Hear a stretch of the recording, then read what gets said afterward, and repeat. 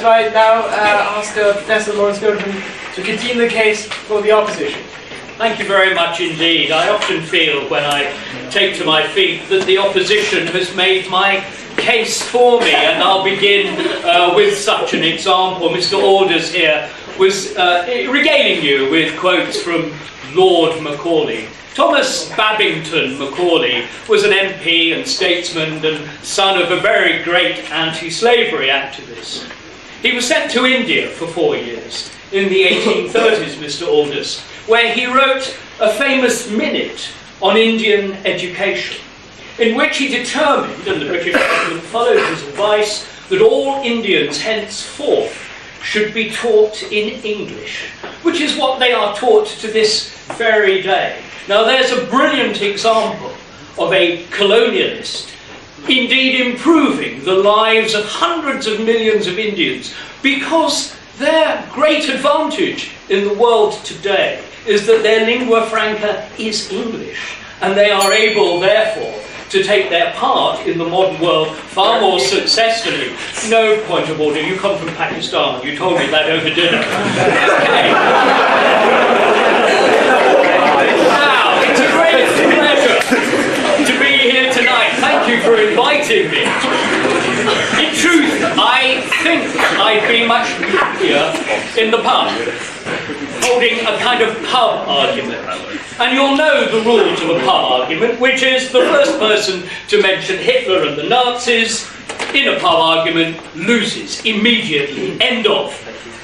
But I want to start with the Nazis rather than end. I want everyone to hear to sum it up, a famous image which you've seen in your minds, you've got it, the ritual burning of books. It was carried out in Berlin on May the 10th, 1933. Joseph Goebbels, Nazi Minister for Propaganda, was in the chair, as it were. One after another, members of the Hitler Youth and the Sturmabteilung threw armfuls of books into the blaze. And of course, they included Jewish authors, founders of modernity, like Marx, like Freud, like Kafka and Einstein. No, absolutely not. You'll hear me out for a while. But they also included great German authors like Thomas Mann, like Hermann Hesse, like Bertolt Brecht, socialist satirists, humorists, serious novelists. Now, I can see what you're all thinking. Where are we going? What's this got to do with decolonising the curriculum? The answer is everything. Because books burned in Berlin were destroyed because of the identity of their authors, and because their ideas, of course, were countered by Nazi ideology. And we are here tonight to debate the impact of an ideology, anti-colonialism, on what we teach and learn in universities. We also inevitably are discussing identity and racism. It's the principle of decolonising what we think and read, that the works of white, Western and usually male authors should be replaced by something else written by someone else. Now, you'll protest, and I can see that we have a gentleman here who enjoys protesting, and I have no time for it. But those in favour of decolonisation are as much enthralled to an ideology as those young Nazis in Berlin in 1933. It's a different ideology, for sure. But it's still a way of framing a world, seeing what you want to see in it, rather than seeing reality. Now, perhaps some of you here tonight really do want to remove the work of white European and North American scholars simply because they are what they are. Now, if that is the case, if you really wish to cancel and silence people because they don't fit a certain worldview, nothing could be more intolerant. Nothing could be a greater betrayal of the idea of a university, whatever the subject you're studying. Of course, overhauling reading lists and changing one's mind are intrinsic to a university education. You should be suspicious of anyone, any lecturer, who doesn't adapt their syllabus and their bibliography as new work is published in the field. But those changes to the curriculum are wholly good because they're driven by ideas, by evidence and research. It was John Maynard Keynes, the great economist, who famously said, "When the facts change, I change my mind." What do you do, sir? Point. Yes. You made a fantastic rebuttal to a case we have not made. I beg for meaningful engagement. Do you think, in any sort of good faith world, we are burning calculus and not teaching first-year math students about Newton or Leibniz or Hamilton? What is this world you are building? It is a fantasy. But it all depends upon an ideology, my friend. They burnt books in Berlin. Right, thank you.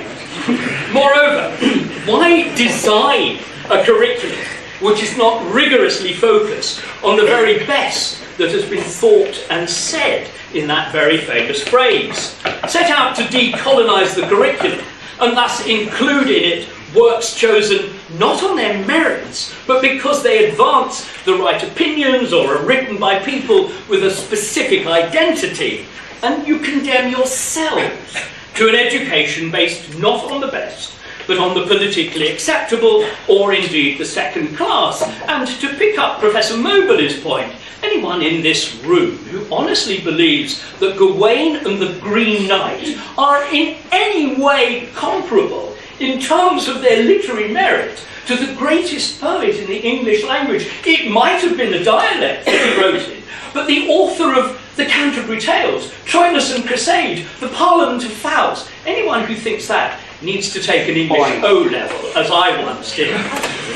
Now, I'm puzzled, as do many here this evening, over the meaning of decolonisation in this context. To decolonise the curriculum surely implies that someone, somewhere, at some stage, has colonised it. But when, and with what, and to what end? Because the curriculum you study, all of you, sciences or arts, is the work of ages, the work of centuries. When Durham was founded in that great year, when Grey was Prime Minister and about to abolish slavery in 1832, when Durham was founded, students who came here studied only mathematics, classical languages, or theology. Now, stop for a minute and think of the proliferation of subjects that you here tonight all study. Social, artistic, technological, scientific thought, which has freely developed, unconstrained. You cannot decolonise your curriculum because no one colonised it in the first place. No one conquered it, planted a flag, claimed it for an empire. It developed by topsy. Thanks to the development of ideas, it has an intellectual core which has developed, and if you want, as it were, multifaceted education, you are part of it. That is the way education at higher levels has developed. Yes, go for it. Murasaki Shikibu wrote The Tale of Genji, the very first novel, the very first modern novel, centuries before Don Quixote was written. Most people in irrelevant, utterly irrelevant. I have nothing, I've said nothing at all to do with that. Quiet, back to your boxer. Consider the problem from another perspective. Be utilitarian for a moment. Your first interview for a job after you've graduated. It's coming, it's coming. Now your boss will want you to give of your best in providing the best service possible for customers and clients. But if you tell the boss that in the name of decolonisation you didn't read the great authors, you didn't read Chaucer, but you read Gawain and the Green Knight, for example. But instead of studying the Reformation of the 16th century or the French Revolution, you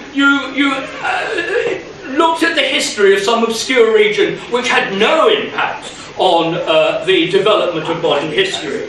Or if, for example, you chose the geography of Pacific atolls over the geography of Western Europe, if you didn't choose the best and the most relevant, what do you think your boss would decide? Maybe you aren't the person to deal in the best way, in the best manner, with the clients and the customers required. Now, we could think a little bit about how we've got here. How is it that a great university such as Durham has put together a debate tonight on such a pernicious idea that the curriculum should be determined by a controversial and contested ideology. I think it's a pathology that we're dealing with, a distortion of the university's ideal, the academic mind, and the history of higher education in this country. You are part of that history. Maintain that wonderful tradition. Do not destroy it. Thank you.